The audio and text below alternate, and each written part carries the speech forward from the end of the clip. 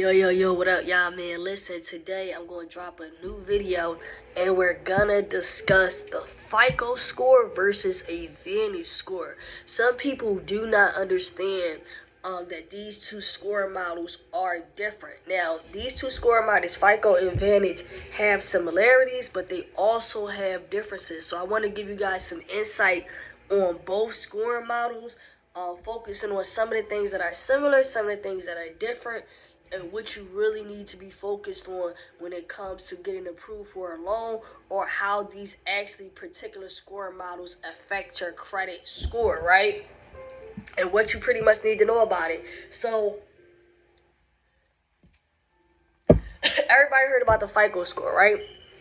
Now, FICO score is used by 90% of lenders. A lot of big companies, big lenders, mortgage companies, auto loan companies use the FICO scoring model. Now, there are different versions of this FICO scoring model. So depending on the lender that you are using, depends on what scoring model they choose to actually go with and calculate your scores based on, right?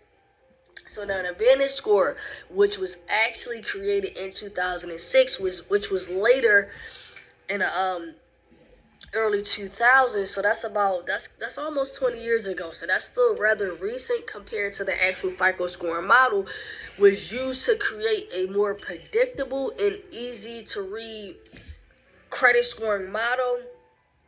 And that model is used to understand and apply what's actually taking place, right? So the Vantage score groups your reports into 6 different categories. Now, these 6 different categories, we want to focus on how much impact do these accounts have on your credit report. So payment history, number 1, is highly influential on how it affects your credit. So if someone is using a Vantage score model, your payment history really matters and impact the effect it is going to have on your chances of approval.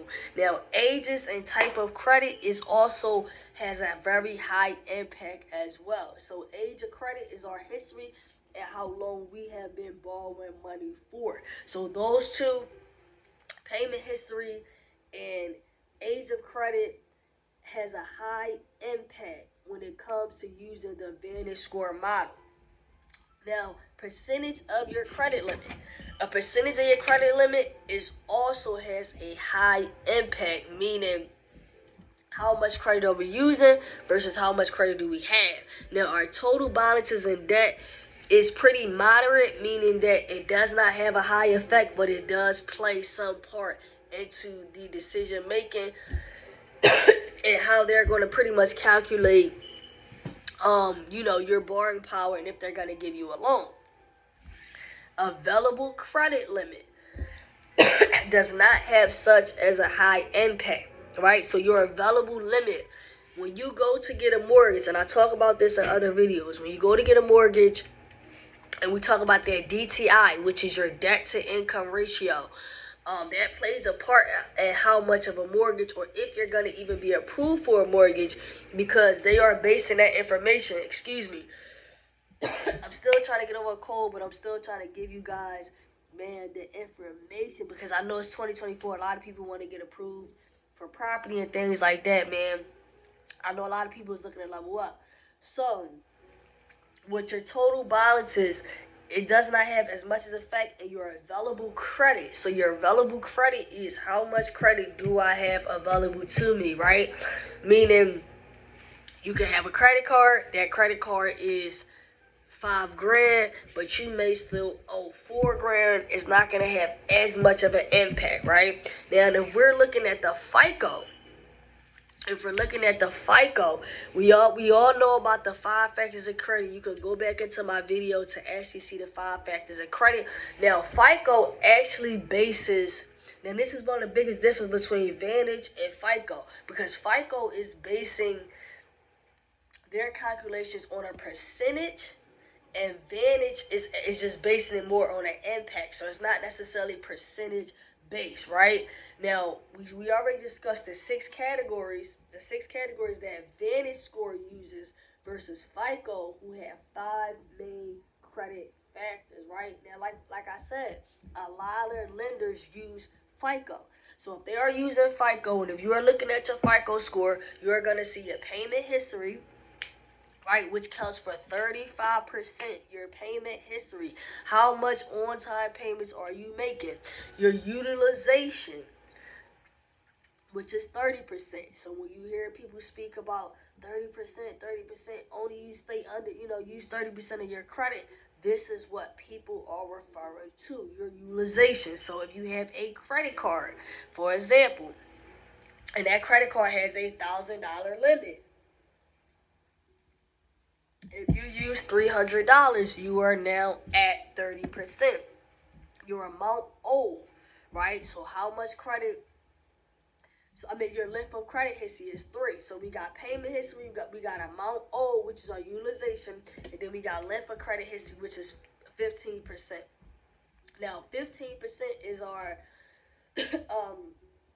length of our credit history. So look at it like this: if someone has a credit history and has been borrowing money for 10 years versus someone who has been borrowing money for 1 year, that person that has shown more longevity, that has been borrowing credit and in good standing, so they have a good history along that way, is going to have a higher chance of actually getting approved. Now remember I said earlier with the Vantage score, when you're looking at the Vantage score, not only will they look at the past 2 years history, they can, which we're going to get to, but they can also base that off of you just having, they can base that just off of you having 30 days of history as well. So if you opened up an account, if you only had that account open for a few months, they can still look at those factors to see your approval chances as well, which we're going to get in a little bit more into as well, right? I made sure to get the notes down for you guys, and really wanted to dive in so people could understand some of the difference between FICO and Vantage. Now, new credit, we talk about inquiries, applying for credit. New credit is 10%, so it is recommended. We do not want to just apply for credit just because every time you see something you get approved, right? Think about when you go on Credit Karma. When you go on Credit Karma and it says credit cards for you, right? Credit cards for you, right? And it says your approval chances are this, and it'll have a list of different credit cards that you could potentially get, right? From Chase to Citi to Discover to Wells Fargo to Amex to some of those new starter cards and some of those cards that are trash, but they'll have a list of all these cards and say your approval chances. So now, if you're continuing to apply for new credit every few months, the lender is going to see you as a risk for money. Like, why is is this person desperate for money? Like, that's how they're going to look at that. So our new credit is 10%. And our credit mix is also 10%, right? So that equals the whole pile. We got payment history, we got amount owed, we got length of credit history, new credit, and our credit mix, right? Credit mix is when we're considering our revolving accounts, such as an example as a credit card, versus our installment accounts, which can be an example of a student loan, or can it be an example of like a car loan, right?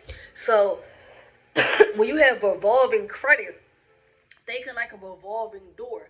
When you pay that credit back, that credit is now available to you again. With an installment loan, which is a fixed amount, a fixed rate, once you pay that back, it just lowers your debt, it lowers your balance, but however, that is no longer available to you. So if you have a car note, and you have a car, let's say you have a car for 10 grand, you pay $350 a month on that car.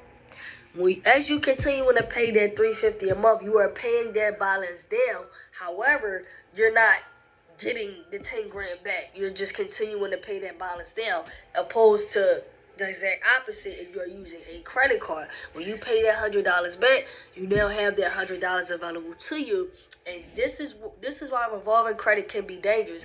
Revolving credit can be dangerous simply because we have the money back available to us. So when we keep reusing it, now we're just on a hamster wheel. We're repeating that actual cycle, right? So now, let's get a little bit into the FICO score. We talked about, you know, some of the impacts of Vantage score, some of the impacts of FICO score. Now listen, the FICO score, in order to even create a FICO score, right? So you hear people say sometimes like, man, I don't even have a credit score. Like, I actually pull my credit reports, I do not have a credit score, right?